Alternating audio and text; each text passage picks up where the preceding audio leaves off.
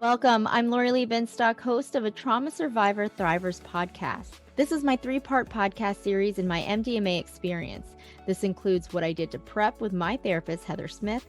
And in my next episode, I will talk to Deborah Servetnik, a transformational coach who specializes in psychedelic integration, to talk about my day of experience. And my final episode in the series will end with Heather Smith to discuss my integration post-MDMA treatment.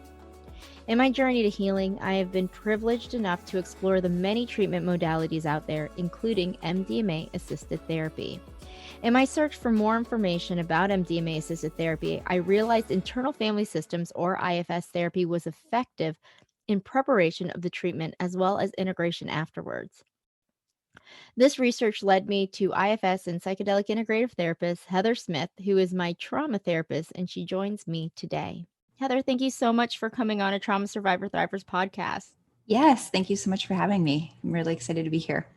Thank you. Yeah. Well, what led you to become not only an IFS therapist, but a psychedelic integrative therapist?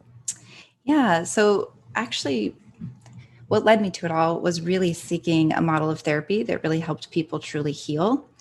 When I first became particularly a private practice therapist, I really felt a huge responsibility to help people find an authentic way to heal themselves. And talk therapy and a lot of the other modalities that I was finding out there were not cutting it for me. I felt like I needed something more substantial to truly help people transform, which led me, on a path of searching for something that I felt like was really effective.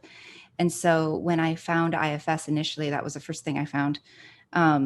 That really started to resonate and hit home, and I could see where people really truly were finding transformation through that. So first I found IFS, and then it was actually through IFS that I then learned about the psychedelic research that was being done with PTSD. And so it was like one thing led to the other, and it was really clear how IFS and the parts work that it does really fit like a glove to the work that was being done with psychedelic therapy. So Well, what is IFS therapy for people who don't know what that is? Sure. Yeah. So IFS stands for Internal Family Systems Therapy. And it's a model of therapy that works with this concept that we're all, each human is a combination of a multiple parts of that kind of a conglomerate of a whole bunch of things that makes us who we are. And so we might, for example, have angry parts or parts that work out or parts of us that want to eat cake, or, we can have all sorts of different parts of ourselves that can show up in all sorts of different situations. And there can also be parts of ourselves that are very traumatized, right? And so those are the types of parts that we are kind of contending with in life. And so a lot of times when people experience things like depression or suicidality or self-harm or all sorts of different symptoms, we can actually look at those different symptoms as actual parts of who we are. So it gives us a context of looking at our mental health in a way that's a little bit more tangible, in a way in which we can work with it, that we can kind of move through it in a different way that for most people, they find it a lot more helpful to work through that kind of context of seeing things as parts. So sometimes the interchange of IFS therapy is also called parts work. Some people might be familiar with like the idea of working with inner children or that type of thing. And so this is similar to that, in that we work with these different sorts of elements of who we are in that way. Yeah, because I really feel like we are different parts. And it's funny, in working with you, I was able to realize that, these angry parts, there's a root to these angry parts, and a lot of it came from childhood.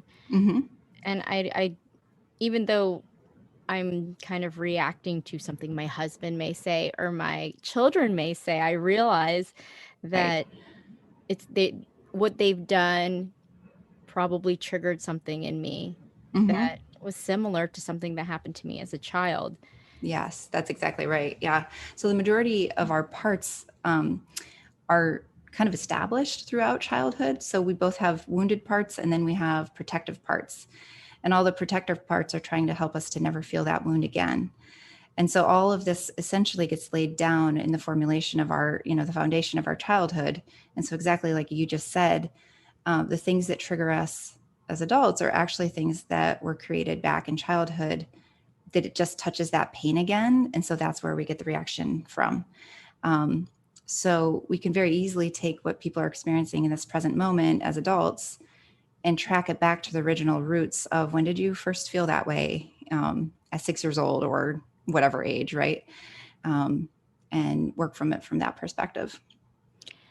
And what does it mean to be a psychedelic integrative therapist? I know you Mhm. yourself, you do not administer or observe clients who are actually on MDMA. Right, right. So being a psychedelic integration therapist specifically means that you help people integrate those experiences that they do choose to have, right? So psychedelic therapy, for the most part, is still not legal yet. But doing the therapy around it is, it's something that is happening now, and it's actually being therapists are getting trained in it and this different type of thing. So being an psychedelic integrative therapist includes helping a person.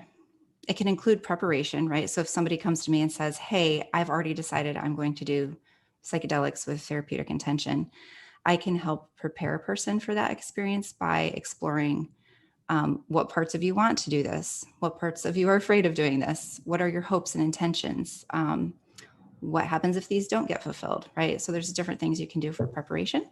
And then especially afterwards, the integration piece after somebody has a psychedelic experience, you're really looking at, most people get this massive download of information through these experiences, right? Right. And so it's like, how do you take all of that and figure out how to digest it?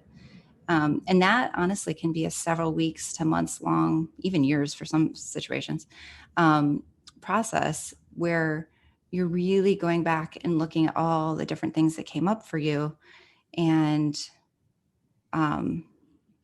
really fine tuning, like, what did I need to learn there? What was shown to me? What do I need to process? And specifically, IFS goes with this type of integration really well, particularly in MDMA therapy, because MDMA shows people these parts very discreetly. So people might actually reconnect with being in utero and having a super difficult birth and not being able to emerge out of the birth canal, right? Like, this is the kind of information that on a normal basis, like, it would be very difficult to reconnect with that kind of information of that traumatic birth. Right. But with the assistance of MDMA, somebody can actually go back and know, whoa, this is the first time I felt like my mother resented me for causing her so much pain. This is where it all started, right? Like, so these are the types of things that people come to. And it's super profound, because then they can finally connect with why I've always felt like I was a burden. Right. And it's like, oh, that's the origin. So, but then you can work with a part of yourself that felt like I've been a burden to this person for all of my life. And then you can actually work with it. It's like really difficult to heal something if you don't know what it is you're healing. Right. And so these medicines give people this opportunity to see, what is it that's actually keeping me so blocked and depressed and frustrated, and all these symptoms that people come to therapy with. The medicine experiences give them the clarity of why, or like what caused this. And then the integration therapy is, okay, now that we know what it was, we can process it. And that's what the integration therapy does, is processes all that was shown to the person in their psychedelic experience. After my psychedelic experience, I recall, I honestly feel like things are clicking more. Like when I notice me become reactive, I probably prior to MDMA would not have connected, or tracked it back or find the root of when I actually felt that.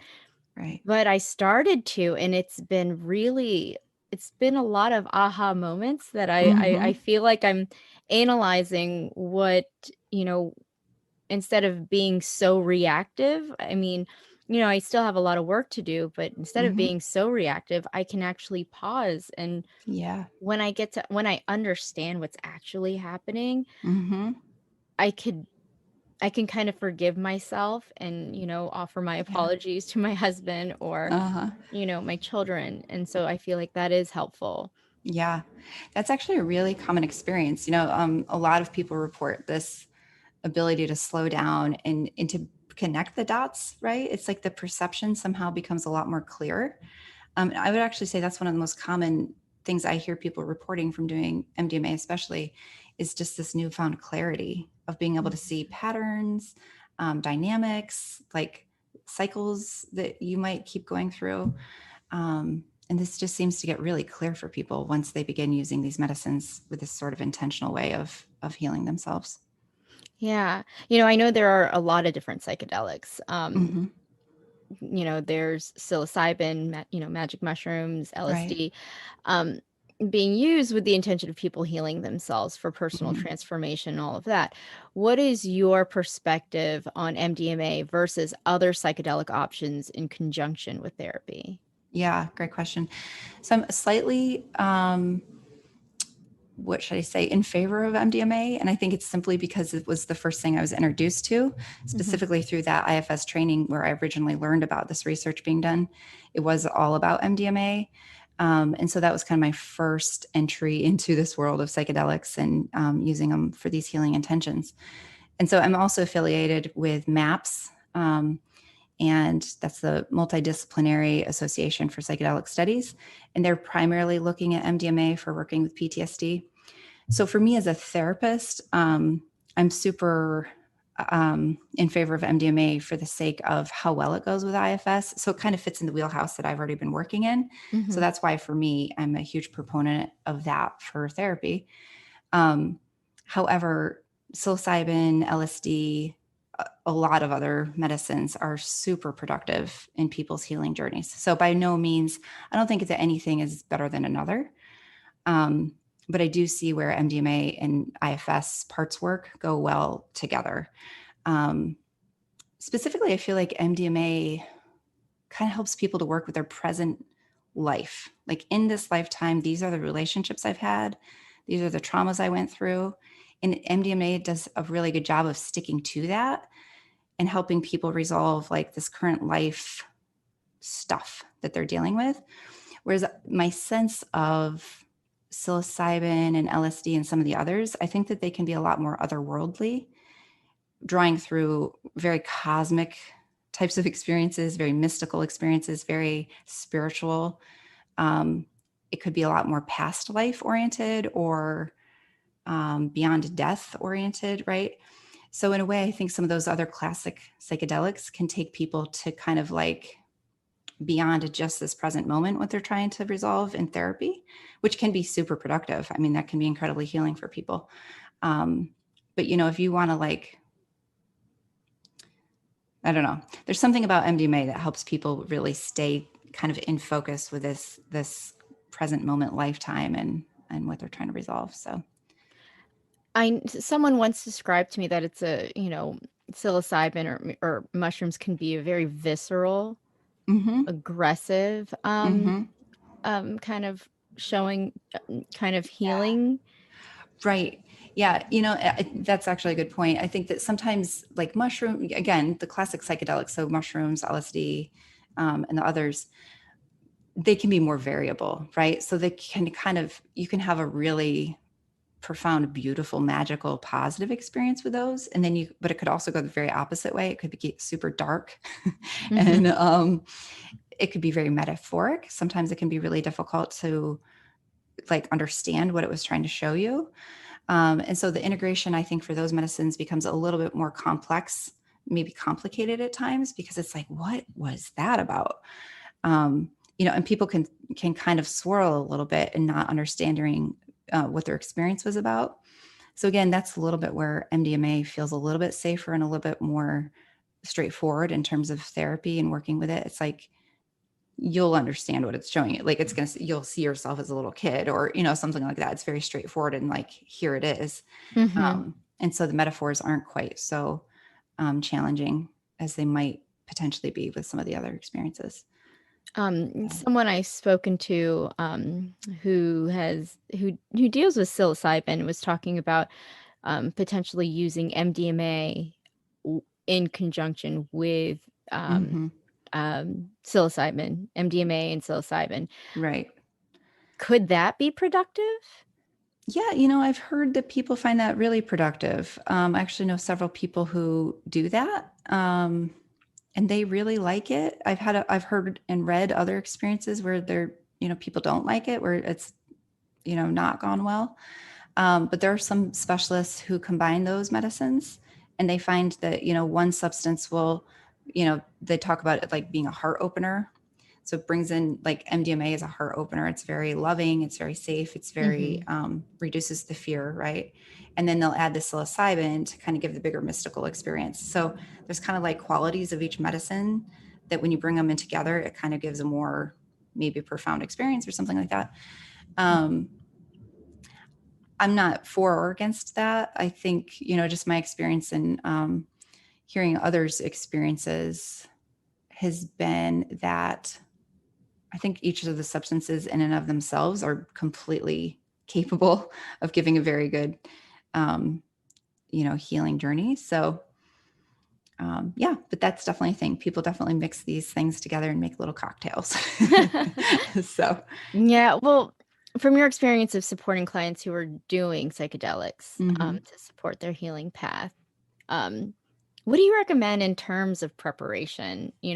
How many yeah. sessions do you expect, or if a client's coming to you and saying, I want to do this and I want to hmm prepare for it, what do you talk about in preparation for it?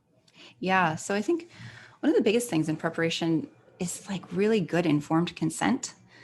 And because these substances aren't legal yet, it's like, where's this informed consent come from? Like, how do you know what you're really getting into? Mm-hmm. So one of the positions I like to take is to really educate and inform clients about, like, if you're going to choose to do this, you really need to have a lot of information of what to expect, how life transformative it can be.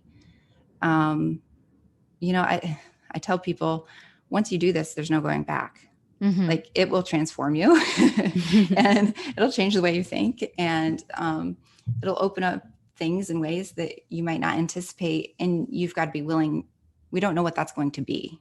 Right. And so we need to be willing to, you need to know that it's going to have some impact. Right. And that you're willing to accept I don't want to say consequences, but the result of that, right? Like, there's Mm-hmm. going to be something there. And so I think for people to really be very informed is one of the primary things in preparation. Also, in terms of the number of sessions and that sort of thing, um,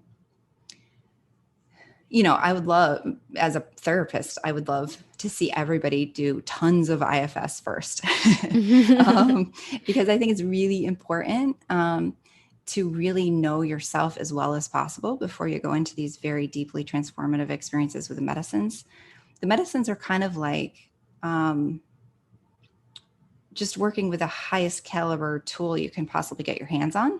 And so, like, before you jump in using the most powerful, like, weapon or something like that, you need to be highly trained in it. So I guess the metaphor just came to my mind of, like, military people, like, snipers. You don't just go out and become a sniper in a day. Like, you do tons of training and learning how to use those really large guns and all that kind of stuff. Right. So it's like, these are the big guns of therapy.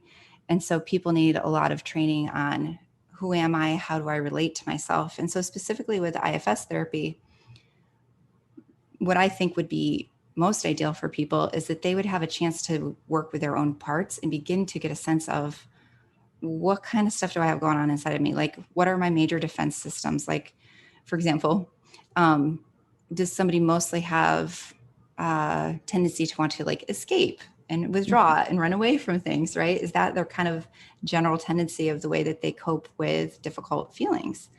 Or does this person have a tendency to want to fight and they're constantly going in for the argument? Or, you know what I mean? So Mm-hmm. these are different ways that parts may come up for a person. And just beginning to get a concept of being able to identify your parts, begin to have a relationship and a working ability to, like, be with your parts, is very helpful prior to going into these medicine experiences. Because once you do the medicine, you've got to know how to work with your parts in order to, like, digest all of that information you got from the medicine. So if ahead of the game, before you ever do medicine, if you can really have a good working ability to be with yourself and the parts of yourself that way, then once you do the medicine, you're ready to digest all of that with the help of a therapist kind of integrating with you. So for some people that might be 6 or 8 sessions. That would be like a super minimum amount. I could see in a super ideal world, and a lot of people in their pain don't feel like they have this much time, but people who've been doing maybe IFS therapy for 3, 4, 5, 6 months would be even more ideal, because that would give them plenty of time to really get into the landscape of working with parts. Yeah, I know that I was interested in going through with it with MAPS. I was interested in, attempting it through that, through those means. But you're right. Like there are some people who they want to jumpstart their healing. They know that there's a lot in there to kind of uncover. Yeah. That was me. Yep. And so, I remember coming to you and saying, I'm interested in doing this. And you're like, oh, well, I don't feel comfortable doing it until you've had several sessions under your belt, which I do appreciate, because, working with parts can get really intense. I don't think there's one session I've had with you where I haven't cried, where it's and I am that person who likes to escape, very rarely, but it does happen. I'm also that person who likes to fight. So I feel like I'm constantly in fight or flight mode. But I'm slowly realizing that and figuring it out. But it does get intense when we dive deep into the root of all of that, because it has been very effective. Right. And, I really appreciate what you're saying there, because I'd like listeners to know, like, this is very deep, very intense work. It's like for real work.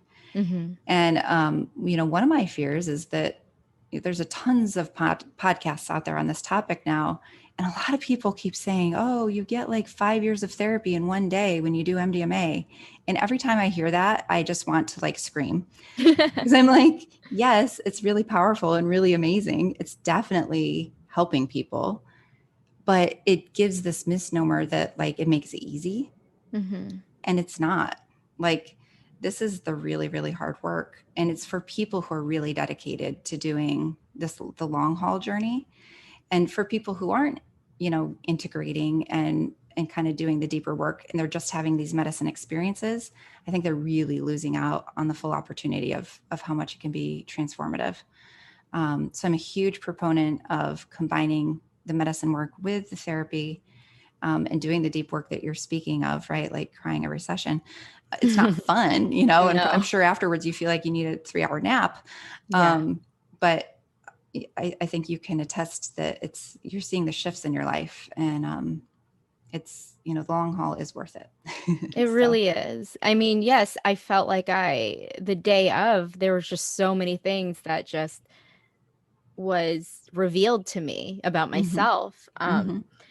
But I don't think I would have been able to make sense of it without the integration. All of these things popping up, all of these different parts popping up. I wouldn't be able to know where to even begin if I just said, hey, I'm just going to do MDMA and then just hope for the best. I do feel like being the integration is the part that's the most important when doing MDMA. Yeah. Because it's a tool, right? And all of these things are tools, right? And so it's like it's all about coming back home to yourself ultimately. So it's not about the MDMA, and it's not even about the IFS necessarily. It's about, what are these tools doing to help us be reconnected to our very own being, and to resolving, the things that are blocking us or keeping us in a state of wounding, or, whatever the thing is that keeps us not feeling good in life. It's all about, what are the tools that can help us come back home to ourselves and actually feel really, really good. Yeah. And so, so I think it's about a focus on self rather than so much the tools that get us there. You're right. You're right. Because I feel like I don't think I would have been able to connect the dots as easily without the MDMA. Right. Um, Connecting the dots easily, it makes healing easier, but it is really, really hard. Like, we talked about, I cry Hmm. every session. And after that session, I'm like, I don't know how I'm going to function for the rest of the day.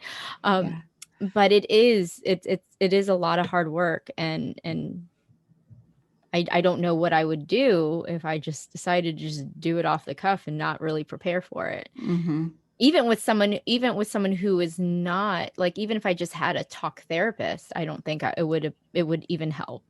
Right.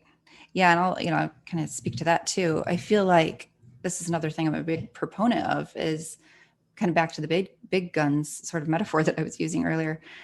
Um, talk therapy is not going to cut it when it comes to doing psychedelic integration work because psychedelic, I mean, it brings you into altered state of consciousness, first of all. So, the therapies that are going to go along with integrating psychedelic work have to be in a similar class of supporting those experiences. And so things like CBT, um, this is my opinion. I think that other people think that CBT might work with psychedelics. I don't think that's true. I feel like psychedelics take you into a space of it's a lot more heart focused and body focus. And it's Mhm. really not using this present mind way of thinking. It's almost like getting you out of that way of thinking and getting into different perspectives. Um, and so it's just a completely different way of being when people do psychedelics. And so the therapy needs to support that other way of being. Um, so again, that's, one of the reasons I'm a big proponent of the IFS piece with this is that, and I also remember I heard your podcast with Eduardo Cortina Mhm. recently, really good podcast. Thank And he you. does the body work with somatic experiencing. So like these types of therapies help people actually get out of their head and stop thinking, stop figuring it out, trying, using your head so much to do the therapy, and you get into your body and you Mhm. get into your experience and you get into your relationships and you get into how it all feels, which is critical to integration. Mhm. And so, I really believe that there's certain therapies that do a much better job of helping to integrate experiences um, over others. So, Right. Yeah, yeah. and I've done talk therapy. I know a lot of people who've done talk therapy for years, Mm-hmm. and they, you know, even going when I went into residential treatment, I did talk therapy. Mm-hmm. I had no idea that there were all of these other therapies that Right. focused on the body. And even then, I was just like, I don't understand how this works. And then when I went to a somatic experiencing lecture, and it was like, wow, I Mm-hmm. had no clue. And I feel like trauma therapy, and I feel like the majority of people have dealt with some sort of trauma, Yeah. um, should be doing, this type of work. Yeah. IFS, somatic. Absolutely. I'm a huge fan of Yeah. um, those therapies. Yeah. Um, yeah. They're very specialized. And, I think that we're very new in our understanding of our psychology and, the field of mental health is really developing. And I think with the advent of trauma therapy coming on board has been huge to pushing us forward to really understanding what's going on. Hmm. But having a very specialized therapy definitely makes a difference. Super, Yeah. super agree with you on that. Well, there are some people who actually say MDMA isn't considered a psychedelic. Do you? That's right. It is Yeah. slightly different. So there's classic psychedelics, and then there's kind of these other categories that are similar to the classic psychedelics, but they're slightly different. Psychedelic technically is like where you're having this altered state where you're seeing images or experiencing things that are more like, you could see like a tiger with three heads, or you could see multidimensional things like on mushrooms. Whereas MDMA does not give that type of visual or hallucinatory sort of occasion. MDMA more takes you again to kind of like visualizations of like things in your actual life right here, right now, right? Hmm. It can, some people on MDMA do see metaphoric things, or they might see themselves like riding on a wolf or flying with an eagle or something like. So you can see some sort of metaphoric or type things with MDMA, but it's not as, I think the correct word would be to say hallucinatory. So there's a difference, but they're pretty similar to the sense that they're typically all kind of lobbed into the same category. Got it. Yeah. There is a stigma around, psychedelic therapy. Mm-hmm. What is that all about? And I'm assuming it's all because it's been illegal, but I mean, as we look to legalize it, how do we lift that? Yeah, it's a fear, right? Like, so we've been taught to be afraid of it. Mm-hmm. That's what it is. So basically what happened back in the 50s and 60s, psychedelics, especially LSD, was being studied for treating all sorts of things. They were using it in couples counseling, and they were really researching it, curious about what the properties of healing were. People were recovering from alcoholism using LSD. In fact, I don't know if you know this, but the founders of AA, I think it was two gentlemen, and one of them was actually using LSD and was able to heal his alcoholism through that. Yeah. So so it was being very positively used in research back then, but then it got, but then the recreational use, and we got into a cultural war in the 60s, right? And peace, love, and happiness, and fighting the Vietnam War and all sorts of things. I think the drugs got pulled into that arena. And so then there becomes stigmas between, people for and against war and all sorts of things like this. And then into the 70s and 80s, it all got shut down, right? So then everything became illegal, and went into Schedule 1. And so, people, and then the war on drugs, right, came through. So there's all these cultural, societal, political things that happened that really made people afraid of psychedelics. Mm-hmm. And interestingly enough, like the CIA was actually using some of these drugs at one point in time to see if they could use them as a truth serum to get people. They would drug people and try to see if they could get the truth out of them by making them high. So, Wow. Psychedelics have a really interesting history of all sorts of different ways that they've been used. So, and then when they went Schedule 1, they were just, what it meant, they had no useful purpose, even to include even being researched. So even the research got shut down on these medicines for almost 30 years. So there's a stigma, and I think that it's been created by multiple different events in history, and ultimately it's just fear. And I think re-educating the public to recognize how they can be used safely, and what the effects of that can be, and how the net positive is so big that it completely outweighs the negative, and that if we can do this right, it could be a huge advance to our society, not only healing people with PTSD and super suffering, but also there's a huge I don't know if it's huge, but there's definitely an argument for these being used just for everybody, for general wellness. And actually Michael Pollan talks about that book in his book, How to Change Your Mind. He talks about this idea of like, this shouldn't just be for people who are suffering, but just for the common person who feels like they want to improve their life a little bit more by occasionally using a psychedelic, that could be very profitable. Yeah, because I feel like it gives way to free thinking. I was reading something about, in the 60s that it was, it was conformity. That was the big thing. They wanted everyone to conform to one norm. And so free thinking was just not something that, fit into that. Yeah. That's too scary. Yeah, thinking about that makes me, it's terrifying. You're just basically controlling people. Yeah, exactly. And most people who deal with addictions, they've experienced some sort of trauma, and in their healing have worked to get sober. And I know you were just talking about how the guy, a gentleman who founded AA, did Mm-hmm. LSD. Is it Right. possible to do MDMA or any psychedelic assisted therapy to help with addiction, or would it be Mm-hmm. considered, falling off the wagon? Yeah, I love that question because I have so many friends in AA, and I'm like, oh, this could be so helpful. Right. um, but there is a fear. There's a huge fear for people who've had addiction problems before to fall off the wagon, right? Hmm. And for them, for a lot of them, I think they feel like any connection with any sort of substance is bad for them.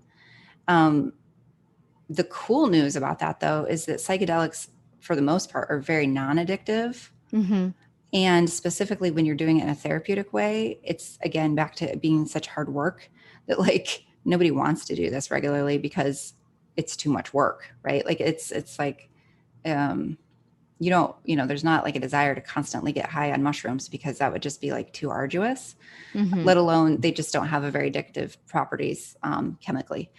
So the risk for addiction with these is very low, and that's been scientifically proven. And there's actually several psychedelics that actually help heal addictive properties. So Really? specifically, Ibogaine is a psychedelic out of Africa, and it specifically is very helpful in helping people heal from opiate addiction, which Really? is super interesting because that's, of course, an epidemic that we have. And people can go in for like a weekend of Ibogaine treatment, and they can come out of it like free and clear of their opiate addictions. Wow. So very powerful. Not legal in the US. There have been clinics in Mexico that people have been utilizing. Um, and, I think other people have had success with ayahuasca for addiction. Certainly MDMA, I think, could be very helpful for people working with addiction.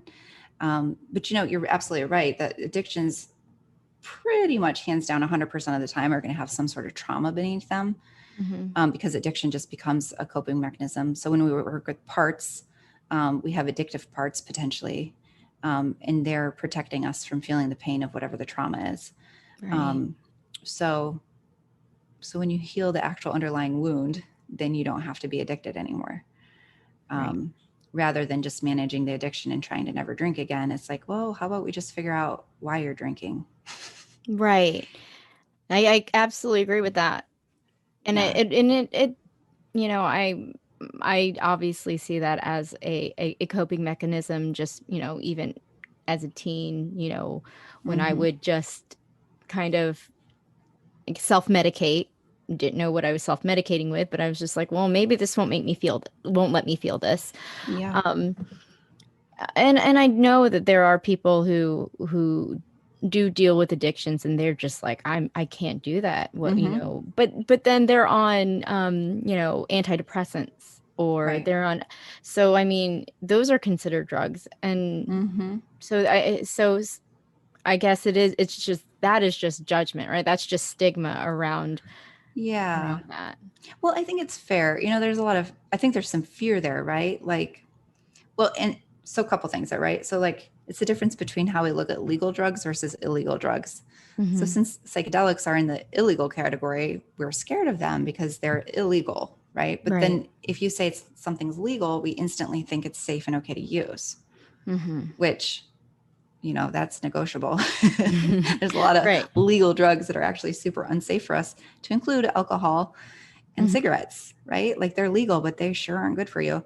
Um, so it's funny, what we consider safe. Um, so, but I do have respect for people who've struggled with addiction, that if Hmm. they're, not feeling safe or comfortable using psychedelics for whatever reason, that just needs to be honored. Right. I've had some of my AA friends tell me, and these are actual friends, um, have said, I just want you to know I would never use that, because they know that I'm a huge proponent of this kind of work. And, I have some fellow therapists, who are like, I'm never going to do that kind of therapy, just so you know. It's like, okay.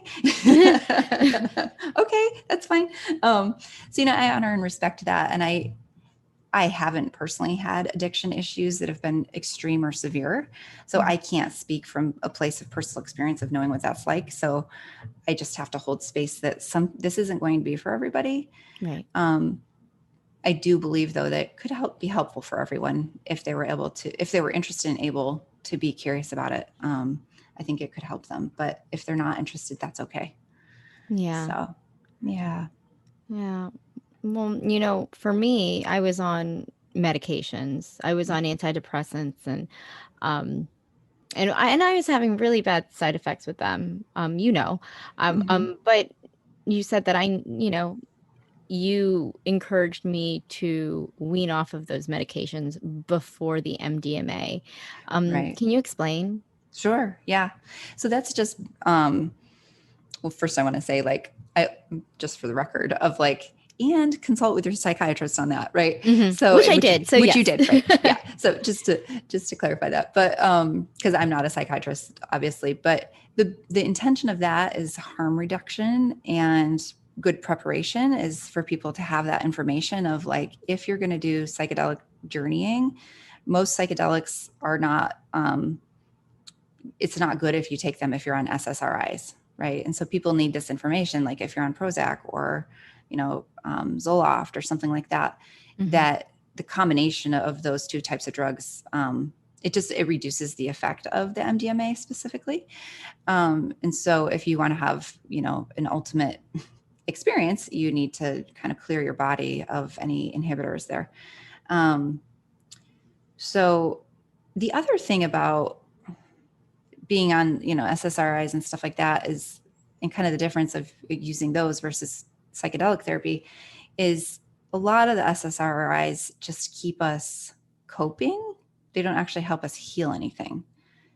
So sometimes the SSRIs can be super helpful because they get us stable enough for a time period to be able to do therapy, which can be where they work well together. But ultimately, SSRIs don't do anything for our system to actually help us like connect with the information that we're actually needing to heal.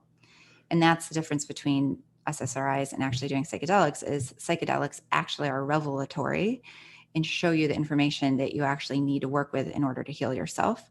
And then, of course, the other beautiful thing about psychedelics is you don't have to take them every single day like you do an SSRI, right? So I know people have been taking SSRIs for 20 plus years, and it's like, nothing's changed. They just keep med managing. And so there's a lot of liberation in feeling like people can get off of these daily medicines and do maybe a series of psychedelic experiences with therapy and then be medication free. And that's very appealing to a lot of people. Someone actually asked me, is there a way that you can just do psychedelic once and it works, or is it something that needs to be done multiple times? Right. So typically it's not a one and done thing. Some people have profound one-time experiences and it's life-changing, and that might be all they ever need. And that's super fine.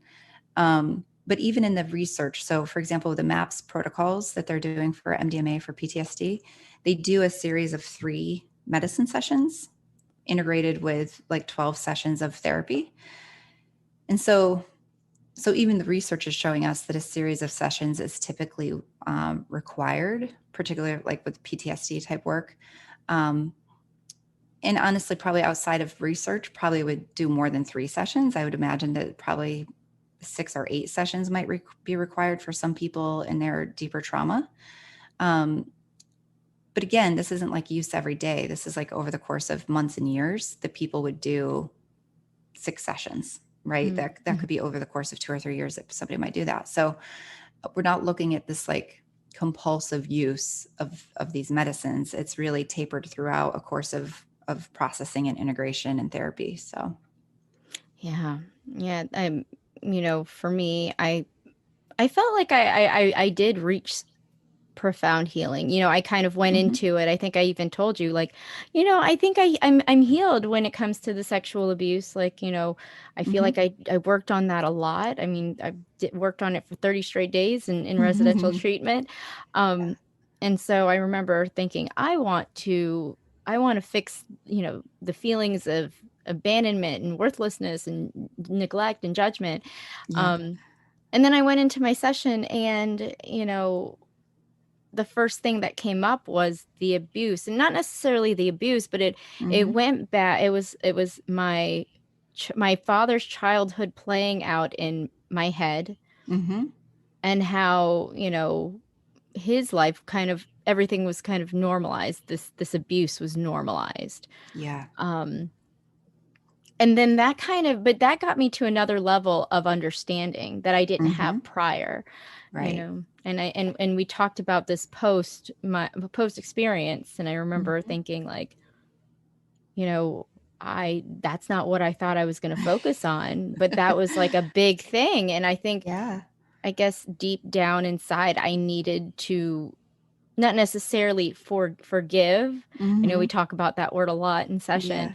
Yeah. but I did have a deeper understanding, or at least I realized that he just didn't know any better, when Mm-hmm. for however long I've always said, he should have known better. You know Yeah. that this is wrong. But I Right. guess when you're living in this space of everything being normalized like that. Yeah. Yeah. It's perspective taking, right? Like that's what I hear as you say that. It's like it sounds like the medicine gave you a perspective of your father that you had not previously had. Mhm. Mhm. Yeah. And so, like you just said, like your level of awareness, your understanding increased to be like, whoa, this is the way my dad grew up. Yeah.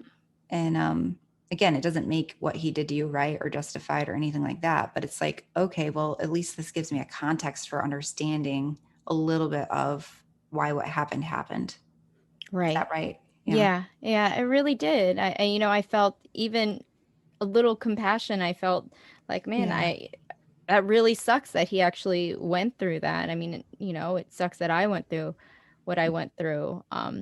But I feel like at least now I know, now I'm actually getting the help that I needed, or I Right. need. Um, I'm curious, did that surprise you to feel compassion for him? it did. Yeah.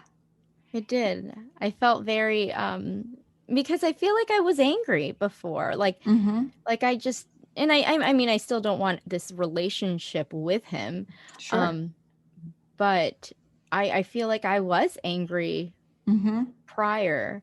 Yeah. Um and and then post MDMA, I kind of just I felt bad for him. Like, Yeah. at least I'm getting the help that I need.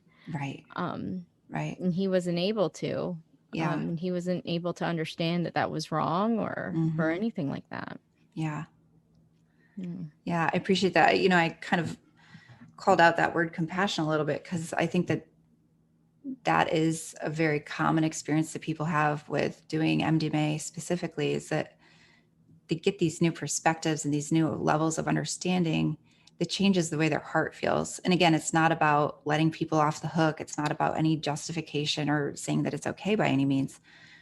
But there's something profoundly healing when a person can shift into compassion, Mhm. right? That's liberating to my sense is, you can tell me if I'm right on this, but my sense of you is that that's liberating to your own heart to have compassion. Like that's so good for you to be able to feel that, right? It's like, Yeah. Yeah, I'm not holding that anger, I'm not holding that negative energy in my yeah, body. right, Um, right. yeah. Yeah. And it's nice because I did in the session, I touched on a lot of different, things with, Hmm. my mom, and these feelings of abandonment. And, you and I, this is what we're working on now, just the feelings of worthlessness. And I did, Hmm. even just in IFS therapy, and I don't think it would have happened if I didn't do the MDMA, the feeling that we talked about of, how I felt as an infant. And I think Hmm. one of those things that you were telling me is, I talk about this, my family always makes fun of me for being an ugly baby, Mm. to the point where I started making fun of myself, as I got older, whenever people saw my baby pictures. But, we talked about this, and, you said something really interesting about, as a baby, you don't know what they're saying, but you feel that energy, Hmm. you know. Right.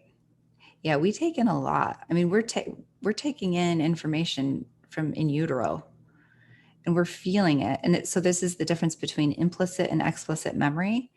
So explicit memory are the memories we can actually remember, like vividly have a memory of. But the implicit memories start from the very beginning. And it is that energy that we feel of like, are we loved? Are we wanted?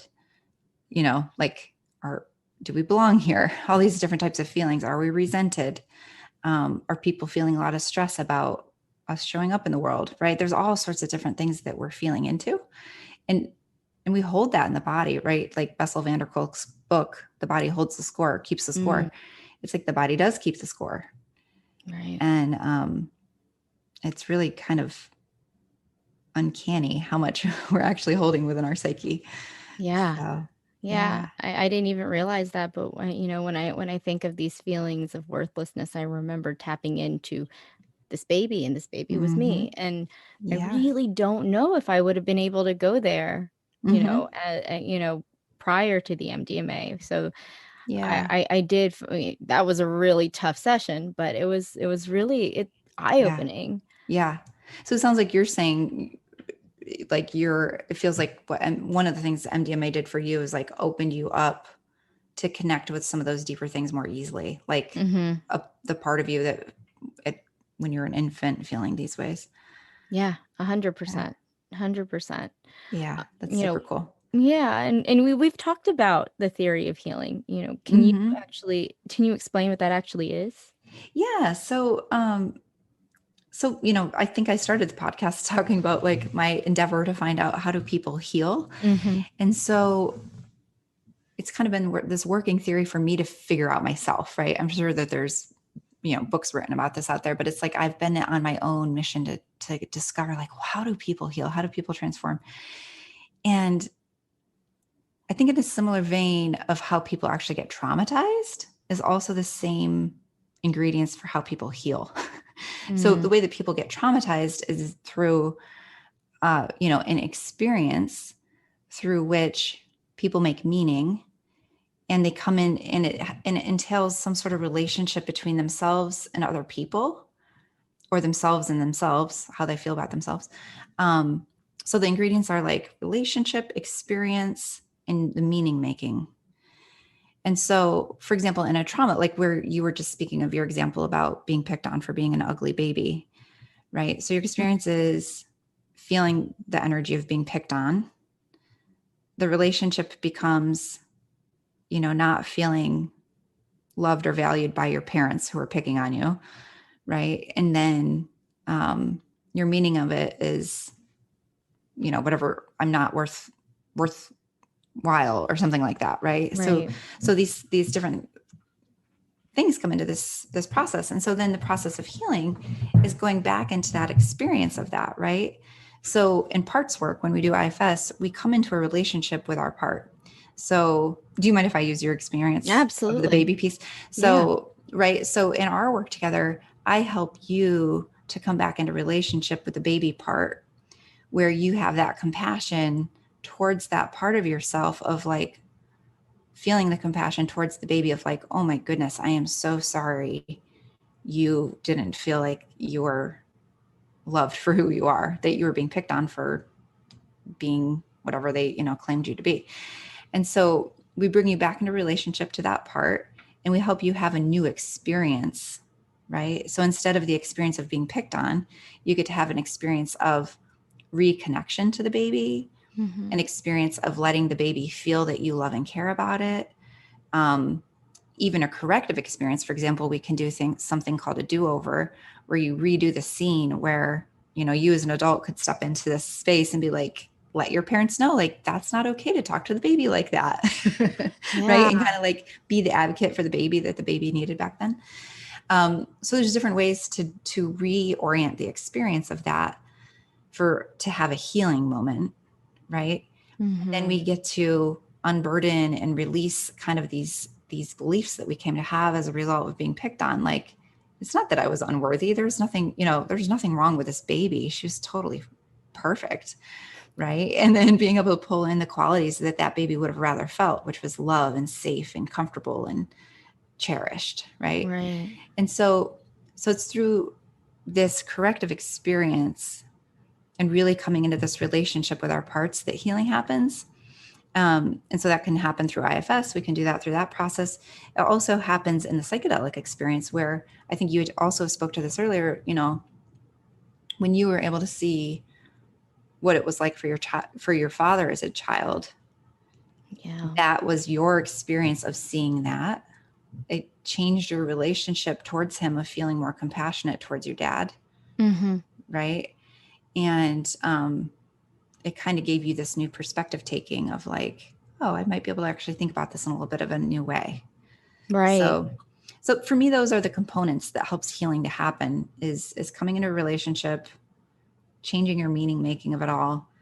And it's all through this experience of actually viscerally doing it. And that kind of goes back to our topic earlier about different therapies and how some therapies work better than others for processing this. Right. Is therapies that give you an actual experiential process of going through it all is kind of the key component. You've got to be able to have the experiential piece of processing all this. It's not just a thinking thing. That feels really important to how we heal. Wow.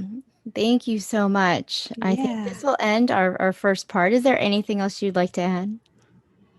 No, this has been absolutely awesome. I so appreciate your time, and I appreciate you sharing some of your own personal experiences just to help people understand what it's like. So just super appreciate getting to be here. Thank you. Well, thank you again. As I mentioned, this is my first part of my 3-part series into my psychedelic therapy. Next week, I will be speaking with Deborah Servetnik about the day of experience with Mdma assisted therapy. And then Heather will be back the following week to discuss how I'm integrating post-MDMA and what progress has been made. For more information, please visit tstpodcast.com. That's the letter A, tstpodcast.com. You can also find Heather's Q&A for Authentic Insider Magazine's March issue. I'm Laura Lee Binstock, and thank you so much for being a part of the conversation. Take care.